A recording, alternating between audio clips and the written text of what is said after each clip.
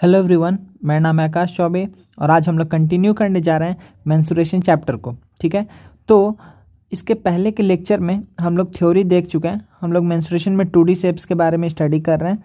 हम लोग इससे रिलेटेड सारा थ्योरी देख चुके हैं और इसके पहले वाले लेक्चर में हम लोग सम्स किए थे। किसके ऊपर बच्चा? उसमें था रेक्टेंगल, बेसिकली रेक्टेंगल और स्क्वायर के ऊपर ही था। ठीक है ना। तो आज हम लोग कंटिन्यू करेंगे उसके आगे। आज हम लोग क्या क्या देखेंगे बच्चा? 2D shapes, perimeter and area of plane figures में पैरेललोग्राम, रोम्बस, ट्रेपीजियम। ठीक है ना, ये पार्ट 2 है, सम्स का पार्ट 2 है। ऐसे लेक्चर हम लोग और भी देख चुके हैं, 3-4 लेक्चर हो गया है। लेकिन आज जिसके ऊपर हम लोग सम्स का जो सीरीज अभी चल रहा है, तो इस सम्स में हम लोग क्या आज देखने वाले हैं? आज हम लोग देखेंगे इसके ऊपर सम्स। किसके ऊपर? Parallelogram, rhombus, trapezium. ठीक है ना। चलिए, तो एक बार जल्दी से बोल दीजिए, पैरेललोग्राम के लिए क्या था? Base into height, base into height, base और करस्पॉन्डिंग हाइट। ठीक है ना, यहाँ पे लिखिएगा करस्पॉन्डिंग हाइट। ठीक है, करस्पॉन्डिंग हाइट समझ में आ गया होगा आप लोग को, अच्छे से बताएं। रोम्बस का भी सेम एरिया होता है, बेस इनटू हाइट, लेकिन इसका एक और एरिया होता है। क्या होता है वो? Half into product of diagonals, half into D1 into D2। ठीक है, half into product of diagonals. सही बच्चा। और इसी तरीके से आप जल्दी से बोल दीजिए सर, ट्रेपीजियम के एरिया क्या होगा? ट्रेपीजियम के एरिया क्या हो जाएगा? Half into sum of parallel sides. ठीक है, AB plus CD into corresponding height, जो पैरेलल साइड्स के बीच का डिस्टेंस। तो ये किसके लिए हम बोले हैं? अगर कुछ इस टाइप का ट्रेपीजियम है, ABCD। ठीक है, half into sum of parallel sides into height. तो पैरेलल साइड क्या है? DC और AB। तो इन दोनों का सम इंटू हाइट। हाइट क्या है? इस दो पैरेलल लाइन के बीच का डिस्टेंस। सही है, कोई दिक्कत नहीं। तो बेसिकली हम लोग इसके ऊपर डील करने वाले हैं, इन सब चीज़ों को डील करने वाले हैं, पैरेललोग्राम, रोम्बस, ट्रेपीजियम। ठीक है, चलिए स्टार्ट करते हैं इसको सॉल्व करना जल्दी से। तो 2D शेप में आज हम लोग कंटिन्यू करने जा रहे हैं perimeter and area of plane figures, जिसमें हम लोग देखेंगे पैरेललोग्राम, रोम्बस, ट्रेपीजियम। ठीक है, चलिए तो सबसे पहला सम लेते हैं इसके ऊपर। देखिए क्या है वो, देखिए क्या बोल रहे हैं यहाँ पे कि find the area in square metres of the parallelogram whose base and altitude are as under. ठीक है, तो बेस और एल्टीट्यूड दिया हुआ है आपको, और आपको क्या बोल रहा है? एरिया निकालना है। क्या निकालना है? Find the area of the square in square metre of the parallelogram. Parallelogram का एरिया निकालना है, किसमें? स्क्वायर मीटर्स में निकालना है। ये ध्यान रखिएगा, यूनिट इसको देख करके। Whose base and altitudes are as under. तो बेस देखिए, सबसे पहला केस लेते हैं जिसमें बेस और एल्टीट्यूड दिया हुआ है यहाँ पे। तो सपोज करिए ये मेरे पास क्या हो गया? Parallelogram ABCD। सही है, इसमें क्या बोला है बच्चा यहाँ पे कि बेस है 15 DM। ध्यान दीजिए, DM है और एक जगह मीटर CM और CM है। तो बेस कितना हो गया? सपोज करिए ये हम ले लेते हैं बेस 15 DM। ध्यान दीजिएगा जी। ठीक है, 15 DM। ऑल्टीट्यूड कितना हो गया बच्चा? 6.4 DM। तो इस अगर बेस इसको लिए तो इसके करस्पॉन्डिंग ये ऑल्टीट्यूड होगा। तो ऑल्टीट्यूड कितना हो गया? 6.4 DM। अब आप बताइए खुद से कि सर यहाँ पर DM से हमको किस में जाना है? मीटर में जाना है। ठीक है ना, DM से मीटर में जाना है। तो क्या हम इसको लिख सकते हैं? ये कितना होगा? 0.64। ओहो एक मिनट, 0. क्या होगा बच्चा? 0.64 मीटर्स। कोई दिक्कत नहीं है, सही है। अच्छा, इसको क्या लिख सकते हैं? ये कितना? 15 था, 15 DM था। तो ये कितना हो जाएगा? 1.5 मीटर। सही है ना, कोई दिक्कत नहीं है। ठीक है, क्योंकि आपको ये बात अच्छे से पता है, हम यूनिट कन्वर्जन करा चुके हैं आपको कि सर यहाँ पर क्या होगा कि 1 मीटर 10 DM के बराबर होता है। सही है, कोई दिक्कत नहीं है। चलिए आगे बढ़ते हैं।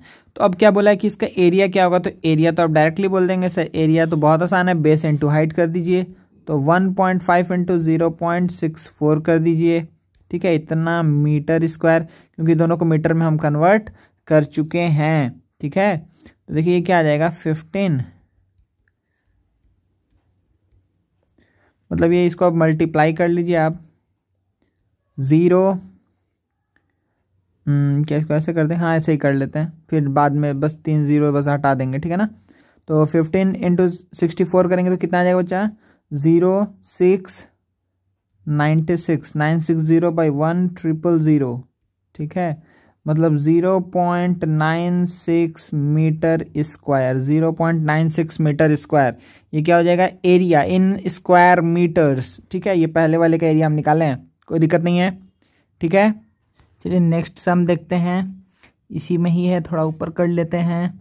क्या बोल रहा है बच्चा यहाँ पे कि 1 मिनट,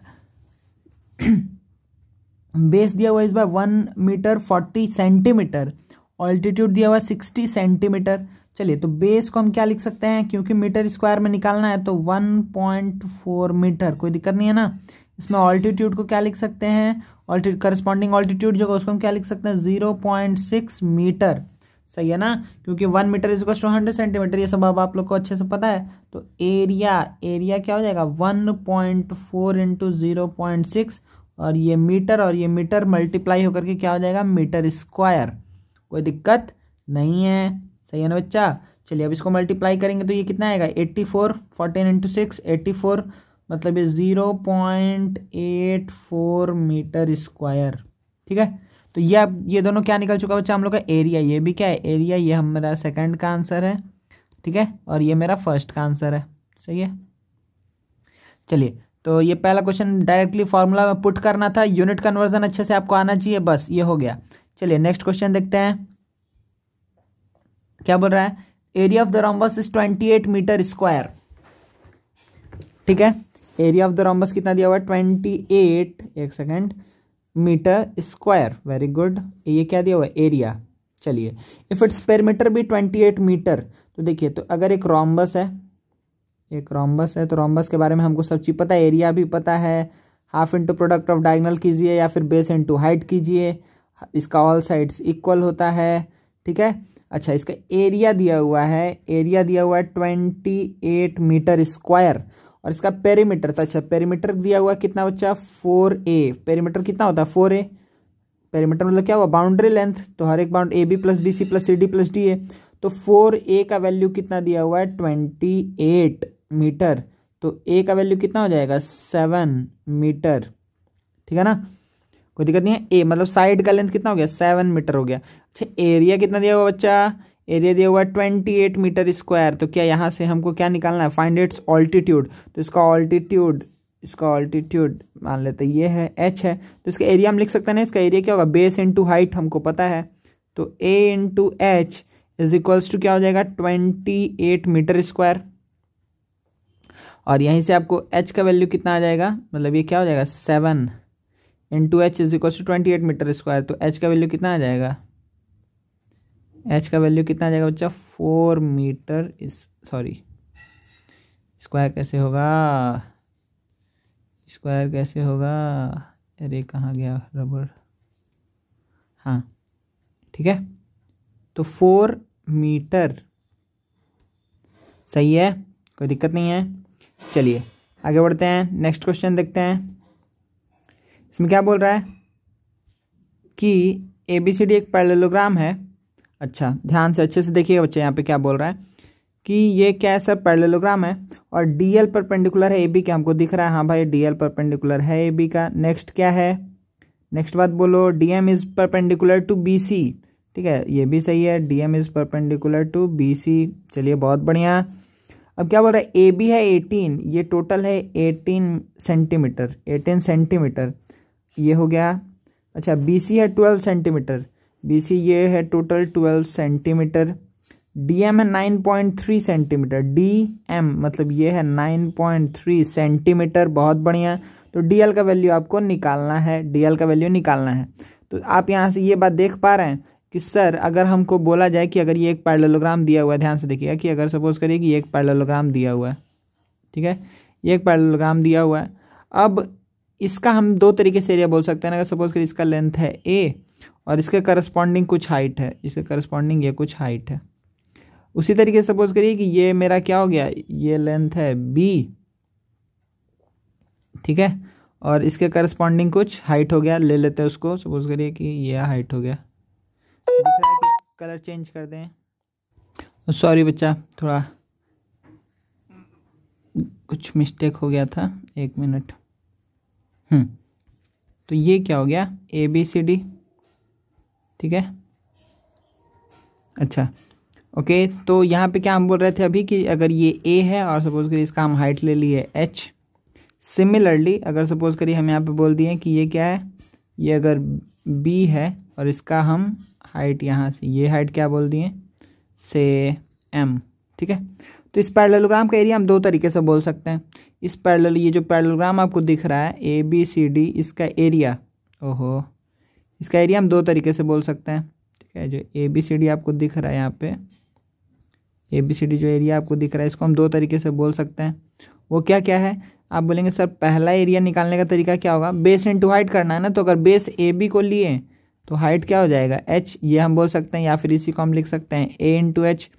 या दूसरा तरीका क्या होगा एरिया निकालने का, कि अगर हम बेस ले लिए बी सी को या फिर ए डी को तो उसका एरिया क्या हो जाएगा बी इंटू एम। ठीक है ना, तो ये दोनों ही एरिया है, ये दोनों ही क्या है बच्चा एरिया है, ये भी एरिया है और ये भी एरिया है, सही है ना।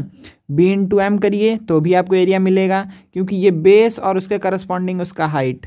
अगर आप ए बी इंटू यहाँ पे एच करिए तो भी आपको क्या मिलने वाला है, या ए इंटू एच बोलिए तो भी आपको सेम पैरेललोग्राम का एरिया मिलेगा। ठीक है, तो अब बस यही चीज़ को ध्यान में रखते हुए हम क्या बोलेंगे, अब हम इसको मिटा दे रहे हैं पूरे को। इसी चीज़ को ध्यान में रखते हुए हम क्या बात बोलेंगे कि सर यहाँ पर हम क्या बात बोल सकते हैं कि अगर इसका एरिया लिखना है ए बी सी डी का, तो हम दो तरीके से लिख सकते हैं। क्या होगा कि A B into D L, मतलब ये इसका बेस है और इसका करस्पॉन्डिंग जो हाइट है वो बेस इंटू करस्पॉन्डिंग हाइट। और या फिर हम एक और चीज़ से एरिया लिख सकते हैं कि B C into D M, B C into D M, समझ में आ रहा है। ठीक है, B C into D M, B C into D M करेंगे तो भी हमको एरिया मिल जाएगा, सही है ना। क्या ये दोनों एक ही पैरेललोग्राम का एरिया है, हाँ सर एक ही पैरेललोग्राम का एरिया है, तो ये दोनों इक्वल भी होगा, इसीलिए हम इक्वल कर दिए दोनों को। तो अब आपको सब पता है कि ए बी का वैल्यू के ए बी की जगह 18 रखना है, इंटू डी एल की जगह x रखना है, बी सी की जगह 12 रखना है, डी एम की जगह 9.3 रखना है। तो x का वैल्यू कितना आ जाएगा बच्चा, यहाँ से x का वैल्यू कितना आ जाएगा कि 12 इंटू 93 बाई 18 इंटू 10, कोई दिक्कत नहीं है। अब इसको जल्दी जल्दी कट कर लेते हैं, 3 टाइम्स में 6263, ओके 31, तो उसी कितने टाइम्स जाएगा 5 टाइम्स में। तो x का वैल्यू कितना हो जाएगा, x का वैल्यू कितना हो जाएगा यहाँ पे, x का वैल्यू आ जाएगा बच्चा 5 से इसको डिवाइड करिए 31 को, 6.2 क्या था यहाँ पे मीटर सेंटीमीटर, सही है ना, कोई दिक्कत नहीं है। ठीक है, तो 6.2 centimetre will be the answer, 6.2 centimetre will be the answer, सही है ना। तो दोनों तरीके से एरिया लिख सकते हैं। ठीक है, चलिए आगे बढ़ते हैं, नेक्स्ट क्वेश्चन लेते हैं ना बच्चा। वेट, अच्छा ये हम लोग कर लिए। देखिए, तो इसमें क्या बोल रहा है कि ए बी सी डी एक पैरेललोग्राम है, A D is perpendicular to A B. अच्छा, आपको यहाँ पे ए एल का वैल्यू फाइंड आउट करने बोल रहा है। क्या आप ये खुद से कर सकते हैं या हमको बताना होगा? देखिए हम हिंट कर रहे हैं आपको, एक मिनट, हम आपको हिंट कर रहे हैं इसके लिए, बस आप लोग समझ जाएंगे। यहाँ पे क्या बोल रहा है कि A B C D is a parallelogram, D L is perpendicular to A B. दिख भी रहा हमको कि हाँ सर डी एल तो परपेंडिकुलर है ए बी का। अच्छा, ए बी दिया हुआ है 20, मतलब ये लेंथ दिया हुआ है 20 सेंटीमीटर, ए डी दिया हुआ है 13 सेंटीमीटर। ठीक है,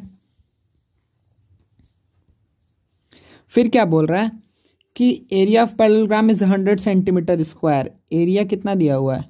एरिया दिया हुआ है 100 सेंटीमीटर स्क्वायर, सही है, एरिया दिया हुआ है 100 सेंटीमीटर स्क्वायर। तो क्या पूछा है आपसे ए एल का वैल्यू पूछा है, आपसे ए एल का वैल्यू पूछा है। तो क्या ये बहुत आसान चीज़ है क्या? अब बोलेंगे हाँ सर बहुत आसान चीज़ है। कैसे? क्योंकि सपोज करिए हम ले लेते हैं let D L X, let अब हम डी एल को क्या मान लेते हैं एक्स, क्या centimetre, let D L be X centimetre, कोई दिक्कत नहीं है। तो यहाँ पे एरिया की जगह पे हम क्या लिख सकते हैं कि A B into D L, ठीक है ना, बेस और उसका करस्पॉन्डिंग हाइट, इसका ही तो वैल्यू 100 है, इसका ही तो वैल्यू 100 सेंटीमीटर स्क्वायर है। बहुत बढ़िया सर, आगे बढ़िए। तो आगे बढ़ते समय हम क्या बात बोल सकते हैं कि सर ए बी की जगह क्या लिखने वाले हैं 20 इंटू डी एल की जगह क्या लिखने वाले हैं एक्स इज इक्वल्स टू 100 तो x का वैल्यू क्या आ जाएगा 5 सेंटीमीटर। x का वैल्यू कितना आ जाएगा 5 सेंटीमीटर, कोई प्रॉब्लम नहीं है। तो ये आ गया है 5, ये आ गया है 5। अब आपको दिख रहा है कि सर अगर हम अच्छे से देखें, क्योंकि ये हाइट था, 1 मिनट, क्योंकि ये क्या था हाइट था, तो अगर हम अच्छे से देखें इस ट्रायंगल में, किसमें ए बी और सी, इसमें देखें अगर ए बी सी में, तो हमको दिख रहा है कि ये क्या ऑल्टीट्यूड है, इसलिए 90 है, सही है ना, 90 है। और यहाँ पे हमको इसका वैल्यू कितना पता चला है 5, इसका वैल्यू कितना है 13। तो using Pythagoras theorem A B का वैल्यू हम लिख सकते हैं ना कि A B square is equals to A C square minus B C square. Using Pythagoras theorem हम लिख सकते हैं, और यहीं से आपका वैल्यू कितना आ जाएगा, ए सी स्क्वायर कितना हो जाएगा 169 माइनस बी सी स्क्वायर कितना आ जाएगा, बी सी कितना था 25, मतलब 144। और इसी तरीके से ए बी का वैल्यू कितना आ जाएगा 12 सेंटीमीटर। और जिसको पाइथागोरियन ट्रिपलेट पता है वो तो डायरेक्टली ही आंसर लिख देगा, लेकिन एग्जाम में आप दिखा दीजिएगा बेहतर रहेगा, सही है ना। तो ए बी का वैल्यू हमको क्या पता चल गया यहाँ पर, सॉरी क्या गलती लिखे हैं, ए बी नहीं ए एल होगा बच्चा, सॉरी हम डायग्राम पे देख रहे हैं यहाँ गलती लिख रहे हैं, ए एल सही है ना। एक बार चेंज कर रहे हैं फिर से, देखिए ए एल स्क्वायर हम इस, अच्छा यहाँ पे नाम ही हम गलती लिखे हैं, ये एल इसीलिए गलती हुआ, ठीक है कोई बात नहीं। चलिए तो ये ए एल हो गया, आपको दिख रहा है, ठीक है ना, ए एल सी में हम देख रहे थे, ये बाबा हम पूरा नाम ही गलती लिखे हैं। वेट हम एक काम करते हैं बच्चा, एक बार फिर से हम इसको बता देते हैं सबको मिटा करके, 1 मिनट देखिए। तो एक बार हम फिर से बोल दे रहे हैं एक बार देख लीजिए बच्चा, ये कितना था 20 था, ये कितना था 13 था, ठीक है। अच्छा और क्या था, एडी था 13 और ए बी था 20 और टोटल एरिया था 100। तो 100 की जगह पे हम क्या लिख देंगे कि ए बी इंटू क्या बेस इंटू हाइट, हाइट क्या बच्चा डी एल, इसका ही वैल्यू कितना है, डी एल को हम एक्स पकड़ लिए थे, एक्स सेंटीमीटर। तो यहाँ पे इसका एरिया कितना आ जाएगा 100, वेरी गुड। तो ए बी की जगह पे तो लिख देंगे 20 into X is equals to 100 centimetre square. तो एक्स का वैल्यू कितना हो जाएगा 5 सेंटीमीटर, 5 सेंटीमीटर किसका वैल्यू हो गया, एक्स का वैल्यू हो गया। अब अगर एक्स का वैल्यू 5 सेंटीमीटर आपको पता चल गया है, तो अब आप क्या करेंगे कि सर ये इसमें हम पाइथागोरस थ्योरम लगा लेंगे, किसमें नाम इस बार अच्छे से लिख देते हैं डी ए एल, ठीक है ना। तो डी ए एल में ये एक्स पता है, ये 13 पता है, और ये कितना पता है, ये भी हमको पता करना है। तो एक्स का तो वैल्यू हमको 5 पता चल गया है। तो ए एल का वैल्यू यूजिंग पाइथागोरस थ्योरम हम क्या बोल सकते हैं कि ए एल का वैल्यू कितना आएगा 12 सेंटीमीटर। कोई दिक्कत नहीं है ना, ठीक है, समझ में आ गया होगा बच्चा। नेक्स्ट आगे बढ़ते हैं।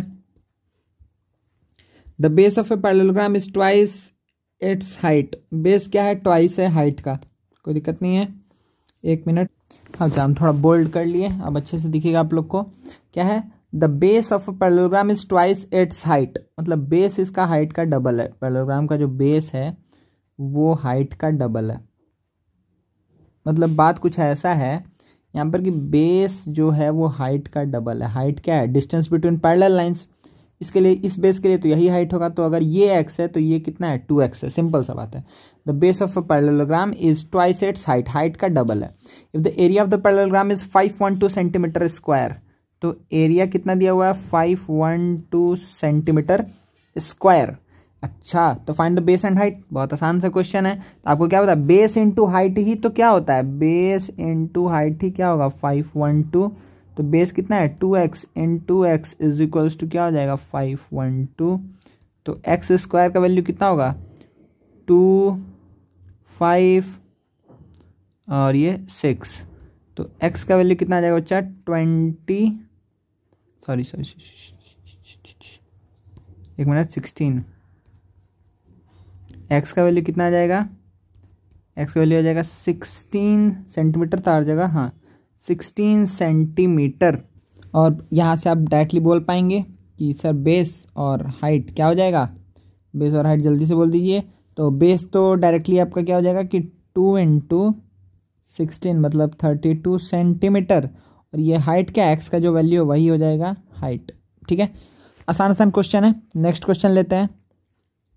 The area for rhombus having each side equals to 15 centimetre and one of whose diagonal is 24 centimetre. अच्छा देखिए, तो हम यहाँ पे डेटा लिख लेते हैं पहले कि ये कितना है, each side is equals to 15 centimetre, हर एक साइड 15 है, and one of whose diagonal is 24 centimetre, एक डायगोनल दिया हुआ है 24 सेंटीमीटर। चलिए बहुत बढ़िया, तो मान लेते हैं कि ये 24 दिया हुआ है। ठीक है ना, कोई दिक्कत नहीं है। अच्छा तो सर आप यहाँ पे हम लोग बहुत अच्छे से जानते हैं एक बात, वो बात क्या है कि डायगोनल ऑफ रोम्बस बाइसेक्ट अ ट्राइटेंगल। ठीक है, तो ये 90 होता है चारों, और ऑल साइड्स इक्वल होता है, ऑल साइड्स इक्वल होता है मतलब 15 15 15। अच्छा अभी हम एक बात बोले, डायगोनल्स बाइसेक्ट, जब बाइसेक्ट वर्ड यूज कर रहे हैं इसका मतलब कि ये वाला पोर्शन 12 और ये वाला पोर्शन भी 12, ये एक्स ये एक्स। ठीक है ना, मतलब ये एक्स होगा, ये 12 ये 12 होगा। ठीक है, कोई दिक्कत नहीं है।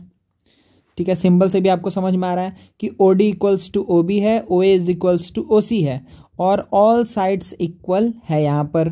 सही है, चलिए आगे बढ़ते हैं। तो किसी भी एक ट्राइंगल में, क्योंकि यहाँ पे क्या होगा कि चारों ही ट्राइंगल्स कॉन्ग्रुएंट है एक दूसरे के, ठीक है ना, चारों ही ट्राइंगल्स एक दूसरे के कॉन्ग्रुएंट है, इसलिए आप कोई भी एक ट्राइंगल को लेके हम आगे बढ़ रहे हैं। तो देखिए सपोज करिए हम ले लिए AOB triangle, in triangle AOB ये कितना है, 90 डिग्री है, कितना है 90 डिग्री है, वेरी गुड। ये 12 है, ये 15 है, ओके, और ये इसको, ये क्या है, x है। तो आप क्या बोलेंगे sir, 15 square is equals to X square plus 12 square. तो एक्स स्क्वायर का वैल्यू क्या हो जाएगा, 225 माइनस 144। ठीक है, तो ये कितना बचेगा 1 और ये 8, तो x का वैल्यू कितना आ जाएगा 9 सेंटीमीटर। x का वैल्यू कितना आ गया 9। अच्छा अगर x का वैल्यू आ गया 9, वेरी गुड, इसका मतलब ये भी कितना हो जाएगा 9। सही है, 9 और 9 हो जाएगा। अच्छा तो बोला क्या है इसमें कि find the area of the rhombus, तो एरिया ऑफ द रोम्बस क्या निकल जाएगा अब, हाँ बहुत अच्छा आसानी से निकलेगा sir, half into product of diagonals, half into 24 into 18, ये होगा क्या एरिया। कैसे होगा, तो प्रोडक्ट ऑफ डायगोनल, तो एक डायगोनल का लेंथ कितना है 24 है, देखिए ये वाला AC का लेंथ 24 है ना, और इसी तरीके से BD का लेंथ यहाँ पर कितना है, x का वैल्यू 9 आया है ना, तो ये 9 और ये भी 9, मतलब BD का वैल्यू कितना हो जाएगा 18। अब यहाँ से बहुत आसान हो गया चीज़ हमारे लिए, 6 9 तो 216 सेंटीमीटर स्क्वायर। सही है ना बच्चा, कोई दिक्कत नहीं है। आई होप आप लोग को समझ में आ रहा है। ठीक है, तो इसमें हमको क्या निकालने बोला था, एरिया ऑफ रोम्बस, हमको दिया था बस एक साइड और एक डायगोनल। तो याद रखिएगा, एक साइड अगर पता है हमको, पाइथागोरस थ्योरम यूज करके दूसरा डायगोनल हम इजीली निकाल सकते हैं। एक साइड पता है और एक डायगोनल पता है, तो एक साइड जब पता है तब तो मेरा एक काम हो, एक साइड मिल चुका है, और एक डायगोनल पता है उसका हाफ कर देंगे तो हमको एक और साइड पता चल गया, एक राइट एंगल ट्रायंगल का, तो 2 साइड हमको डायरेक्टली पता चल गया, एक जो साइड ऑफ इस रोम्बस था और एक डायगोनल का हाफ। तो ये और जो अदर हाफ है डायगोनल का वो हम निकाल लेंगे using Pythagoras theorem.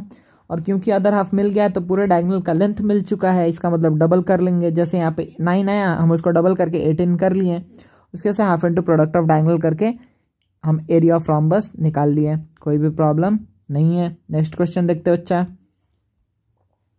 The longer side of a parallelogram is 54 centimetre. चलिए इसको भी जल्दी से कर लेते हैं।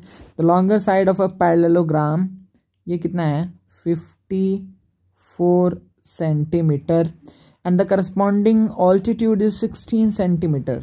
इसके करस्पॉन्डिंग ऑल्टीट्यूड क्या है, ए का वैल्यू कितना दिया हुआ है 16 centimetre. If the altitude corresponding to the shorter side is 24 centimetre, मतलब यहाँ पे इसका वैल्यू कितना दिया हुआ है 24 centimetre. Find the length of the shortest side, जो शॉर्टेस्ट साइड है उस शॉर्टर साइड है उसका आपको क्या निकालना है, लेंथ निकालना है। तो अभी जस्ट हम लोग ये काम किए हैं, बिना समय वेस्ट किए हुए हम लोग डायरेक्टली क्या बोलेंगे कि सर जो 54 इंटू 16 होगा वही क्या होगा 24 इंटू एक्स होगा। तो x का वैल्यू क्या आ जाएगा 54 इंटू 16/24, ठीक है। और यहाँ से कितना आ जाएगा, x का वैल्यू 36 सेंटीमीटर।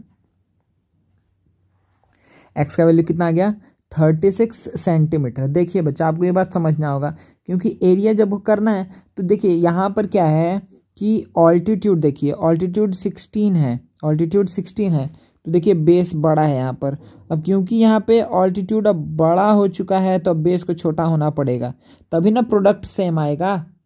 आप ऐसे समझिए कि x इंटू 24 जो है वही सेम क्या है 54 इंटू कितना है 16 है, ठीक है। तो ये मैनेज अपने आप हो जाएगा। तो आपको ये ऐसे नॉर्मली भी आप कॉमन सेंस से भी आप समझ पाएंगे कि अगर मेरा बेस छोटा हो रहा है तो हाइट को ऊपर जाना पड़ेगा, तभी ना एरिया सेम आ पाएगा, ठीक है, तभी एरिया क्या होगा सेम आएगा। तो आप ऐसे सोचिए, क्योंकि यहाँ पे दोनों गिवन क्या है, ऑल्टीट्यूड्स का दोनों का गिवन है, तो जिसका ऑल्टीट्यूड बड़ा है, मतलब जो क्योंकि इस पैरेललोग्राम सेम है, अगर ऑल्टीट्यूड बड़ा है तो बेस ऑटोमेटिकली क्या हो जाएगा छोटा हो जाएगा। अगर ऑल्टीट्यूड क्या है छोटा है तो बेस अपने आप ही क्या हो जाएगा बड़ा हो जाएगा, सच दैट कि एरिया सेम रहे एट द एंड, ठीक है ना। चलिए आगे बढ़ते हैं, क्या बोल रहा है, the length of a side of a square field is 4 metre. Very good, 1 minute इसका डायग्राम बना लेते हैं जल्दी से। तो क्या बोल रहा है, the length of a side of a square field is 4 metre. Length कितना है 4 मीटर, वेरी गुड। अच्छा 1 minute, 4 metre, 4 metre. What will be the altitude of the rhombus if the area of the rhombus is equals to the square field and one of its diagonal is 2 metre. ओहो, देखिए क्या बात बोल रहा है, the length of this side of a square field is 4 metre, वो हम बना लिए हैं। क्या बोल रहा है कि what will the altitude of the rhombus, ये तो एक ऐसा रोम्बस, एक हम ऐसा रोम्बस ले रहे हैं जिसका हमको ऑल्टीट्यूड बताना है, ठीक है ना, ऑल्टीट्यूड बताना है, ठीक है ना। ये अच्छा नाम दे दे रहे हैं ABCD, यहाँ पे पैरेलल सॉरी स्क्वायर है, और यहाँ पे PQRS क्या हो गया मेरा रोम्बस, PQRS क्या हो गया रोम्बस। ध्यान से पढ़िए क्या बोल रहा है, what will be the altitude of the rhombus मतलब x, ठीक है, मतलब SM के बारे में पूछ रहा है। If the area of the rhombus is equals to the square field, इन दोनों का एरिया सेम है, एरिया सेम है, मतलब इसका एरिया कितना हो जाएगा,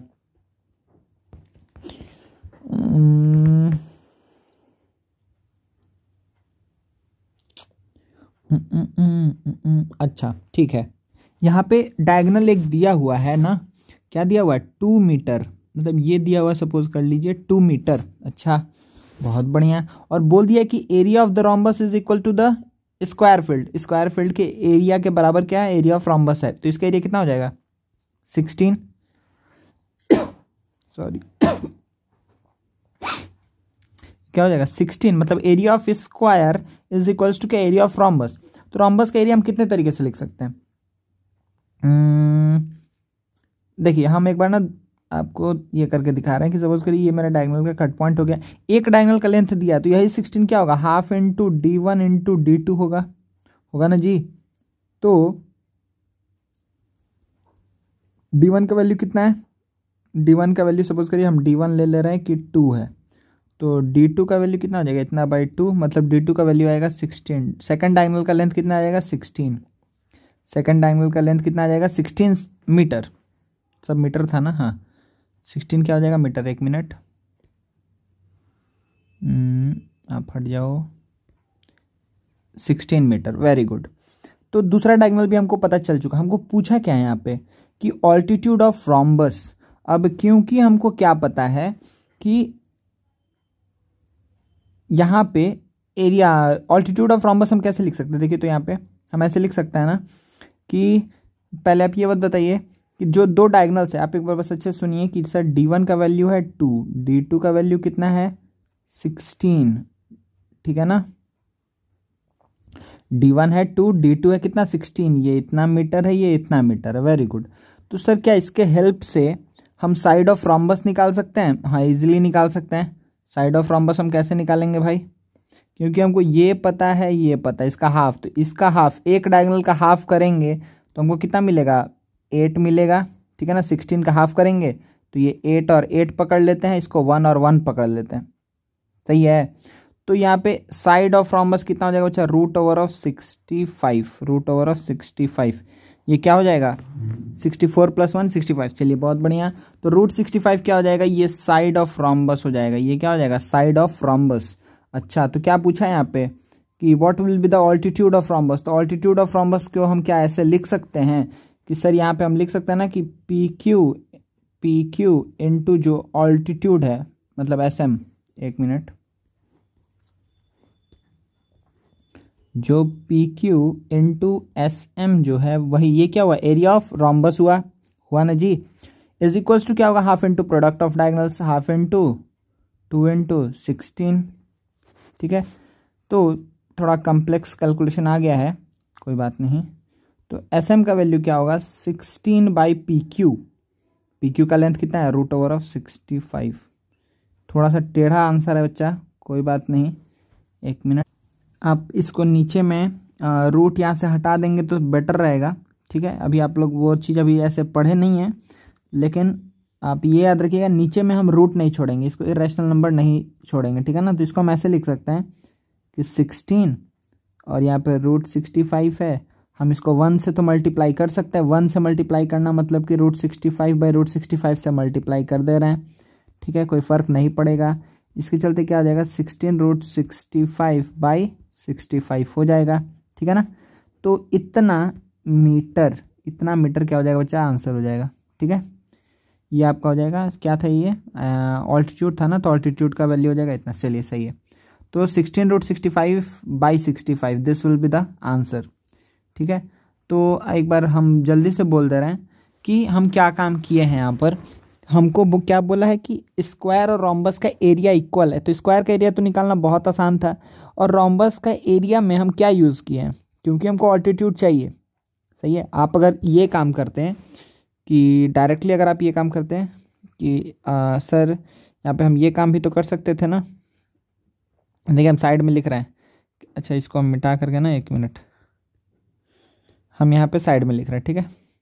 एक बात आप सोच सकते थे कि सर हम ये काम तो डायरेक्टली कर सकते थे ना, कि जो एरिया का स्क्वायर का एरिया कितना है 4 स्क्वायर, इसको हम किसके इक्वल कर सकते थे, एरिया ऑफ रोम्बस, मतलब बेस इंटू हाइट। तो PQ इंटू क्या लिख देते हैं, X लिख देते हैं, क्योंकि यही तो पूछा था ऑल्टीट्यूड। लेकिन देखिए जब फिर से आपको यहाँ पे क्या निकालना है, मतलब अभी भी आप वहीं पे खड़े हैं, क्योंकि आपको X का वैल्यू अगर चाहिए तो आपको PQ पता होना चाहिए, और आपको अगर PQ पता करना है तो आपको अगेन इसी मेथड से ही आगे जाना होगा, सही है ना। जो मेथड हम किए हैं इसी मेथड से आगे जाना होगा, क्योंकि आपको 2 डायगोनल्स पता है, तो ईजिली आप उससे क्या निकाल सकते हैं, साइड ऑफ रोम्बस निकाल सकते हैं, ठीक है। तो 2 डायगोनल हमको पता नहीं था, एक ही डायगोनल पता था, वो कितना था, 2 मीटर का डायगोनल हमको पता था। तो दूसरा डायगोनल हम कैसे निकालें, क्योंकि एरिया इक्वल था तो एरिया के हेल्प से, तो half into product of diagonals equals to क्या कर दिए, एरिया ऑफ स्क्वायर, वहाँ से हमको D2 का वैल्यू मिल गया। अब हमको D1 D2 पता है, दोनों को हाफ करके हम साइड ऑफ रोम्बस निकाल लिए। अब अगर साइड ऑफ रोम्बस पता है तो जो हमको चीज़ नहीं पता था PQ, वो हमको पता चल चुका है, और डायरेक्टली आपको हाइट का वैल्यू क्या मिल जाएगा कि area of square by PQ, सही है ना। चलिए आगे बढ़ते हैं बच्चा, कोई डाउट होगा तो आपको पूछ लेना है क्लास में, लाइव क्लास में। लेकिन मेरे ख्याल से देखिए डाउट लायक कुछ है ही नहीं इसमें, बस इतना ही ये चीज़ है कि आप लोग अभी आंसर देख कर हो सके तो डर सकते हैं कि सर ये क्या आंसर होगा, हाँ यही आंसर होगा बच्चा, ठीक है। नेक्स्ट क्वेश्चन देखते हैं, क्या बोल रहा है, floral design on the floor of a building consist of 280 tiles, ठीक है। एक फ्लोर का डिज़ाइन है कुछ, ठीक है ना। क्या बोल रहा है, कंसिस्ट 280 टाइल्स, तो एक फ्लोर है उसमें 280 टाइल्स बैठा हुआ है, कितना 280 टाइल्स इसके ऊपर फिटेड है। अच्छा, each tile is in shape of parallelogram, अच्छा हर एक टाइल किस शेप का है, एक पैरेललोग्राम के शेप का है, वेरी गुड। ऑफ ऑल्टीट्यूड इसका कितना है 3, ओहो ऑल्टीट्यूड कितना बच्चा इसका 3, ऑल्टीट्यूड है 3 और बेस है 5। चलिए तो एरिया किसका कितना हो जाएगा, आपको दिख गया sir 15 centimetre square, 15 centimetre square is the area of 1 tile, क्योंकि हमको बेस और ऑल्टीट्यूड दोनों ही पता था। क्या बोल रहा है, find the cost of polishing the design at the rate of 50 पैसे पर सेंटीमीटर स्क्वायर। अच्छा, तो अब ये बहुत आसान बात हो गया कि सर एक टाइल इतना एरिया कवर कर रहा है सॉरी, अगर एक टाइल कितना 15 centimetre square of area cover up कर रहा है तो 280 टाइल्स कितना एरिया कवर किया होगा। तो बहुत आसान सा बात है कि 15 इंटू 280 कर देंगे तो एरिया कवर्ड बाय टाइल्स आपको पता चल जाएगा, एरिया कवर्ड बाय टाइल्स। और आपको क्या पता है कि जितना एरिया टाइल से कवर हुआ उतना ही एरिया को आपको क्या करना है, पॉलिशिंग करना है, उतना ही एरिया का क्या करना है, पॉलिशिंग करना है। तो एरिया कवर्ड बाय टाइल्स कितना हो गया, इतना सेंटीमीटर स्क्वायर। Very good. चलिए, यूनिट लिखना नहीं बोलना है। अब आपको क्या पता है कि 1 सेंटीमीटर स्क्वायर का कॉस्ट कितना है भाई, तो 50 पैसे है, ठीक है। या फिर हम क्या लिख सकते हैं, हाफ रुपीज़ है। तो 15 इंटू 280 सेंटीमीटर स्क्वायर का कितना कॉस्ट लगेगा भाई, तो हाफ इंटू 15 इंटू 280, ठीक है ना, इतना आपका हो जाएगा कॉस्ट। तो आप इसको मल्टीप्लाई करके यही आप कितना ही क्या हो जाएगा, रुपीज़ आंसर हो जाएगा। सही है ना, कोई दिक्कत नहीं है। ये आप डायरेक्टली कर लीजिए, 14,006,2100 रुपीज़। सही है। तो 2100 rupees will be what, the cost of what, cost of polishing the floor, ठीक है, having 280 tiles each of area 15 centimetre square. सही है। अब इसको आप पैसे में भी निकाल सकते हैं, आपके ऊपर है, आप इसको पैसे में भी कैलकुलेट कर सकते थे, रुपीज़ में भी कैलकुलेट कर सकते हैं, कोई भी प्रॉब्लम नहीं है। सही है ना बच्चा। नेक्स्ट क्वेश्चन देखते हैं।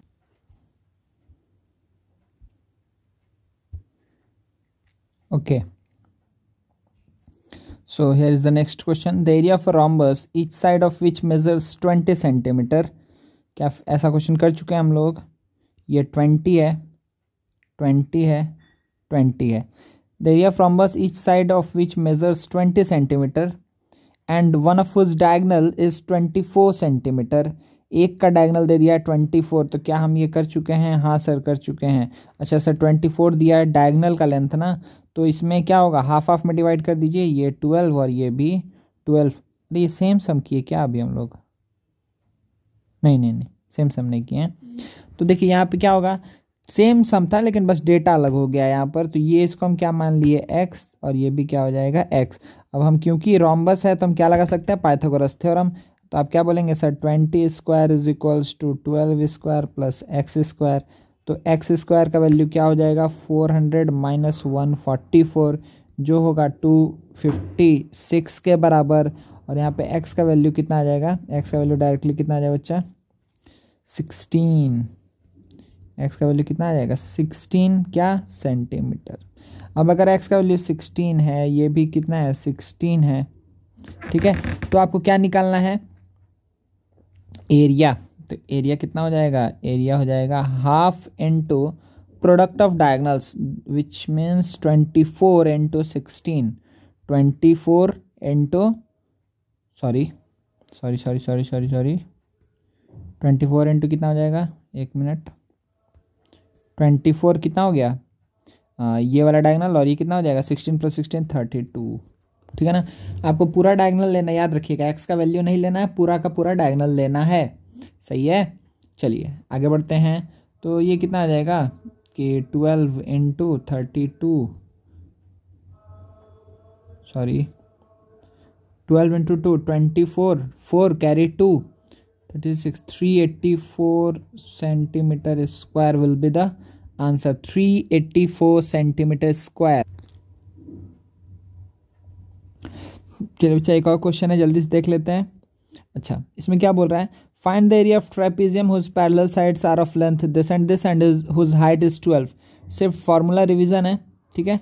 तो ये जो बच्चा पूरा क्लास रहा हम लोग का, ठीक है, हमको यहाँ पे निकालना है एरिया ऑफ ट्रेपेजियम। ये था फॉर्मूला रिवीजन क्लास जैसा, ठीक है, जिसमें हम लोग क्या बस यूज किए हैं कि एरिया ऑफ पैरेललोग्राम का फॉर्मूला, एरिया ऑफ रोम्बस का फॉर्मूला और एरिया ऑफ ट्रेपेजियम का फॉर्मूला, ठीक है ना, बस हम लोग इसको ही यूज किए हैं, ठीक है। तो देखिए यहाँ पे एरिया ऑफ ट्रेपेजियम का फॉर्मूला हम लोग क्या पढ़े थे कि half into sum of parallel sides into distance between parallel sides. ठीक है, तो यहाँ पे एरिया क्या हो जाएगा, हाफ इंटू, देखिए यहाँ पे क्या बोल रहा है, उस parallel sides are of length 16 and 22, तो सम ऑफ पैरेलल साइड्स, तो 16 प्लस 22 होगा। ठीक है, तो यहाँ पे क्या हो जाएगा 16 plus 22, half into sum of parallel sides and whose height is 12। सही है, तो ये क्या हो जाएगा बच्चा, आपका आंसर हो जाएगा। सही है ना, तो ये कितना हो जाएगा 8 3 इंटू 6। ठीक है, 228 सेंटीमीटर, सॉरी डीएम स्क्वायर। सही है ना, ये आपका क्या हो जाएगा आंसर। तो फुल आपका ये क्या था कि मतलब रिवीजन, मतलब फॉर्मूला का बस रिवीजन कर रहे थे, उस टाइप का क्लास था। ठीक है, यहाँ पे सम ऑफ पैरेलल साइड्स की जगह पे A B plus C D हम लिख दे रहे हैं, और आप लोग जैसे भी आप लोग इसके लिए डायग्राम जो है वो इस तरीके से बना लीजिएगा, तो ये सब चीज़ सही हो जाएगा। A B plus C D, ठीक है, इनटू हाइट। सही है, कोई दिक्कत नहीं है। तो ये हो गया एरिया ऑफ ट्रेपेजियम। ठीक है ना, ऐसे आप बना लीजिएगा डायग्राम। तो इसके अकॉर्डिंग ये क्या होगा, ये फार्मूला बन जाएगा, ये फार्मूला बन जाएगा half into sum of parallel sides into height. ठीक है, तो ये आपका हो जाएगा एरिया ऑफ ट्रेपेजियम। सही है बच्चा। तो ये इसमें क्या था बच्चा, पूरा फुल बेसिक पे बात की हम लोग, एरिया ऑफ पैरेललोग्राम, रोम्बस और ट्रेपेजियम के ऊपर। ट्रेपेजियम के ऊपर अभी क्वेश्चन नहीं किए हैं। जो हमारा नेक्स्ट लेक्चर होगा ना, नेक्स्ट लेक्चर में हम लोग क्या देखेंगे कि इसमें पूरा अच्छा से हम लोग क्या देखेंगे कि ट्रेपेजियम पे बहुत अच्छा क्वेश्चन बनेगा अभी। ठीक है, ट्रेपेजियम पे बहुत अच्छा क्वेश्चन बनेगा। उसके बाद से हम लोग पॉलीगन्स, मतलब कॉम्बिनेशन रहेगा जहाँ पे, ठीक है, डिफरेंट पॉलीगन्स का एरिया निकालेंगे। ठीक है, और उसके बाद से एंड में हम लोग कहाँ जाएंगे बच्चा, एंड में हम लोग जाएंगे ट्रायंगल और सर्कल की ओर। ठीक है ना, ट्रायंगल में ऑल टाइप ऑफ ट्रायंगल्स का एरिया देखेंगे, और फिर सर्कल। ये सब हम लोग थ्योरी देख चुके हैं, हम लोग को इसके ऊपर क्या करना है, सम्स करना है। ठीक है ना, इसके ऊपर हम लोग सम्स करेंगे, देन एक एक करके हम लोग कंप्लीट करते चले जाएंगे, और आपका पूरा जो ये चैप्टर बहुत अच्छे से कंप्लीट होगा। तो ये तक फुल बेसिक क्लास, जिसमें हम लोग सिर्फ फॉर्मूला रिवीजन टाइप का सम्स किए हैं। ठीक है, चलिए, थैंक यू।